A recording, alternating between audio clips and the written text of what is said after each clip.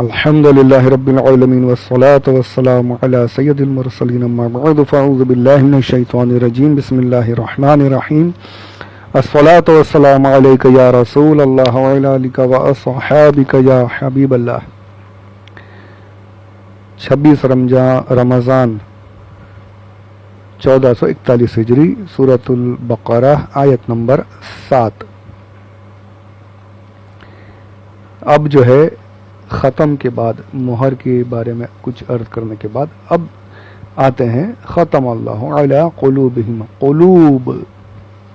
قلوب جو ہے وہ جمع ہے قلب کی، قوف لام با، قلب کہتے ہیں۔ اچھا قلب پڑھنا ہے، قوف لام با، نقطے والا قوف جو ہے۔ اب فرق دیکھیے، عربی زبان کتنی پیاری زبان ہے، کتنا یعنی ذرا سا مخرج الگ ہو جائے پورا معنی کہاں سے کہاں پہنچ جاتا ہے۔ قلب کہتے ہیں دل کو، اور قلب کاف لام با بغیر نقطے والا، قلب کہاں تو وہ ہو گیا کتا۔ قلب کا مطلب ہوتا ہے کتا، قلب کا مطلب ہوتا ہے دل۔ اب سوچئے کہ اگر ہم دھیان نہ دیں، سیکھیں نہیں مخارج، تو ہم کیا سے کیا پڑھ دیتے ہیں، کتنی غلطیاں کر دیتے ہیں۔ تو میں یہ نہیں کہہ رہا پڑھنا چھوڑ دیجئے، میں یہ کہہ رہا ہوں کہ جیسا آ رہا ہے ویسا پڑھتے رہیے، لیکن ساتھ میں سیکھتے بھی جائیے۔ صحیح مخارج سیکھنے کی کوشش جاری رکھیے، ضروری ہے یہ صحیح طریقے سے پڑھنا، یہ بہت ضروری ہے۔ ذرا سا یہاں وہاں ہو گیا تو معنی چینج ہو جاتے ہیں۔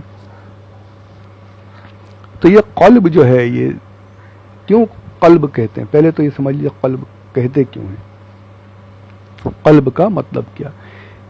اس کا مطلب ہوتا ہے بدلنا، ایک چیز پہ رہتا نہیں۔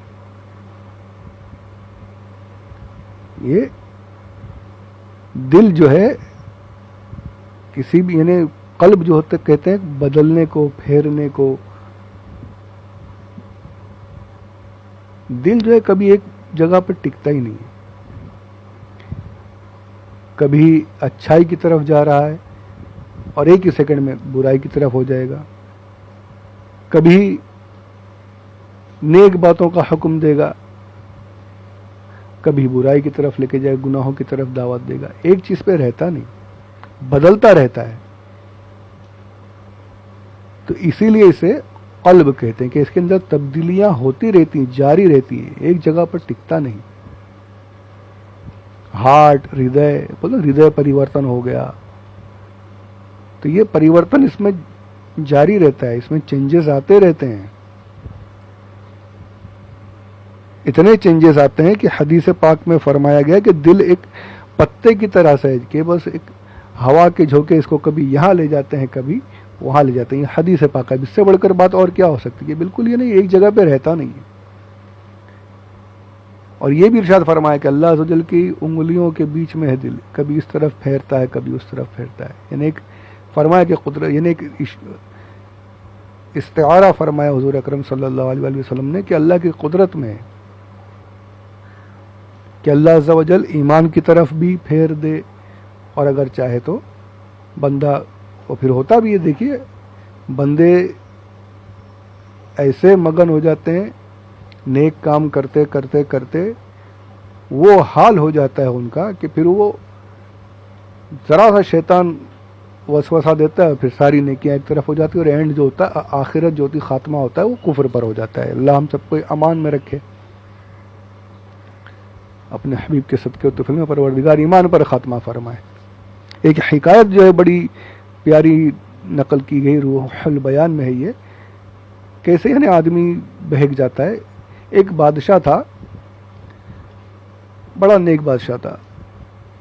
اس نے ایک مرتبہ اپنے درباریوں کو، اپنے جو اس کے سب مصاحبین تھے، جو منسٹرز تھے، سب کو جمع کیا اور کہا دیکھیے مجھے یہ جو میں بادشاہت کر رہا ہوں بڑا اچھا لگتا ہے، آپ لوگوں کو بھی اس میری بادشاہت میں لطف آتا ہے یا نہیں، کچھ غلطی تو نہیں ہو رہی ہے مجھ سے؟ تو سب نے کہا نہیں جی آپ بالکل صحیح کر رہے ہیں۔ تو اس نے کہا میں چاہتا ہوں کہ میں ہمیشہ ایسی بادشاہت میری اچھے طریقے سے چلتی رہے، تو اس کے لیے کیا کرنا چاہیے؟ تو لوگوں نے کہا کہ آپ اللہ عز و جل کی رضا کے کام کرتے رہیے، اللہ عز و جل کے خلاف کوئی کام آپ سے نہ ہو، نیکیاں کرتے رہے، تو آپ کی بادشاہت ہمیشہ جاری رہے گی۔ تو اس نے کہا ہاں یہ بات ٹھیک ہے، تو پھر ایک کام کرو، اگر جب بھی تم مجھے دیکھو کہ میں کچھ غلطی کرنے جا رہا ہوں، اللہ کی شان کے خلاف کوئی کام کرنے جا رہا ہوں، تو اب تم مجھے فوراً ٹوک دینا، مجھے بتا دینا، روک دینا۔ تو ان لوگوں نے وہی کیا، معاملہ چلتا رہا۔ جہاں غلطی کرتا، مصاحبین جو نیک تھے ان لوگوں نے، وہ لوگ اسے منع کر دیا، حضرت بادشاہ سلامت یہ بات غلط ہے، یہ بات اللہ عز و جل کے حکم کے خلاف ہے، آپ کو رکنا چاہیے، ایسے نہیں تو وہ رک جاتا، پھر نیک کاموں میں لگ جاتا، یعنی صحیح طریقے سے وہ بادشاہت کرتا رہا، نیک کام کرتے رہا۔ 400 سال اس بادشاہ کی عمر 400 سال، یعنی بادشاہ کی حکومت جو ہے 400 سال چلی، 400 سال تک حکومت کرتا رہا۔ ایسے ہی اب ایک دن آ گئے حضرت جی، شیطان انسانی روپ میں آ گیا، آ کر کہتا ہے کہ آپ کی عمر جو ہے، آپ کی بادشاہت کتنی چل رہی ہے؟ تو اس نے کہا ہاں تقریباً 400 سال ہو گئے۔ تو کہا 400 سال بادشاہت چلی تو آپ کو کچھ لگتا ہے، کچھ سمجھ میں آتا ہے کہ آپ کیا ہیں؟ کیا ہے، میں تو ایک بندہ ہوں اللہ کا۔ تب اس نے اپنا کام شروع کیا، ارے نہیں آپ بندے تھوڑی ہیں، بندے ہوتے تو اب تک تو مر گئے ہوتے، بندے ہوتے تو اب تک مر کھپ گئے ہوتے، اب تک تو انہیں بادشاہت مٹ گئی ہوتی۔ آپ بندے نہیں، آپ تو خود اللہ ہیں، آپ تو خود خدا ہیں۔ لوگوں سے اپنی عبادت کروائیے، اپنے سامنے جھکوائیے، لوگوں کو اعلان کر دیجیے اپنے خدا ہونے کا۔ بھائی وہ وسوسہ اس نے دیا اور اینڈ خراب ہو گیا اس کا، یہ بھائی اس کے وسوسے میں آ گئے بادشاہ سلامت۔ تو جو بادشاہ تھا اب وہ آ گیا شیطان کے بہکاوے میں، دربار جمع کیا، سب کو بلا کر کے، میں کون ہوں؟ آپ ہمارے بادشاہ ہیں۔ میں بادشاہ نہیں ہوں، میں تمہارا رب ہوں، تم لوگوں پر لازم ہے کہ اب تم لوگ میری عبادت کرو، میں خدا ہوں۔ اس نے اعلان کر دیا۔ 400 سال حکومت رہی، نیک طریقے سے چلتا رہا، ایمان پر قائم رہا، 400 سال تک حکومت کرتا رہا۔ یہاں اب جو ہے شیطان کے بہکاوے میں آیا، کفر بکا، خدائی کا دعویٰ کیا۔ اللہ عز و جل نے بخت نصر نامی بادشاہ کو اس پر مسلط فرما دیا۔ اس بادشاہ نے اس پر حملہ کیا اور پھر اس کی حکومت کو تخت و تاراج کر دیا، اس کا سب کچھ لوٹ کر کے 400 سال کی جو حکومت تھی سب برباد کیا۔ سونے چاندی جواہرات سے بھر بھر کے کشتیاں، کئی 100 کشتیاں بھر کے یہ اپنے ملک لے کر گیا بخت نصر۔ اس کا تو حال برباد ہو گیا، نہ دنیا رہی، نہ دین رہا، نہ ایمان رہا، کفر پر مرا۔ تو یہ دل جو ہوتا ہے ایسے ہوتا ہے، بدلتا ہے، ذرا ذرا سی بات میں یہاں سے وہاں، اور اسی بدلاؤ کو جو ہے بار بار بدلنے کی وجہ سے اسے قلب کہا جاتا ہے۔ اچھا یہ قلب سے دیکھیے، ایک میں نے کہا نا ہم کو بہت سی چیزیں ہم بولتے ہیں پر ہمیں پتہ نہیں ہوتا کہ ہم کتنے فصیح ہیں، ہم کتنا جانتے ہیں۔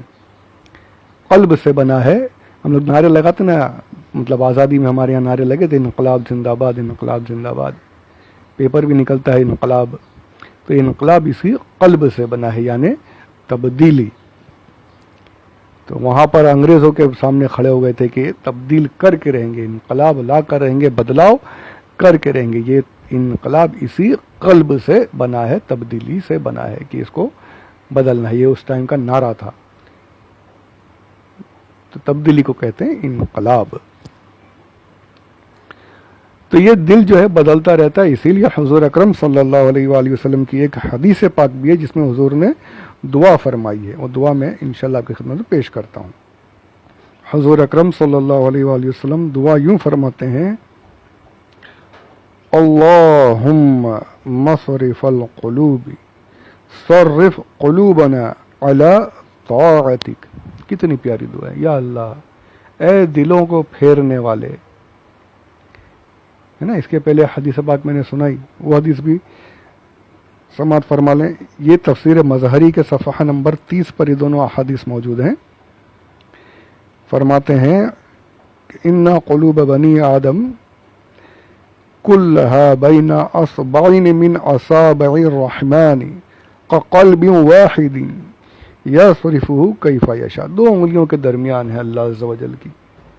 دل جو ہے بنی آدم کے 2 انگلیوں کے درمیان ہے، جیسے چاہے دلوں کو پھیر دیتا ہے.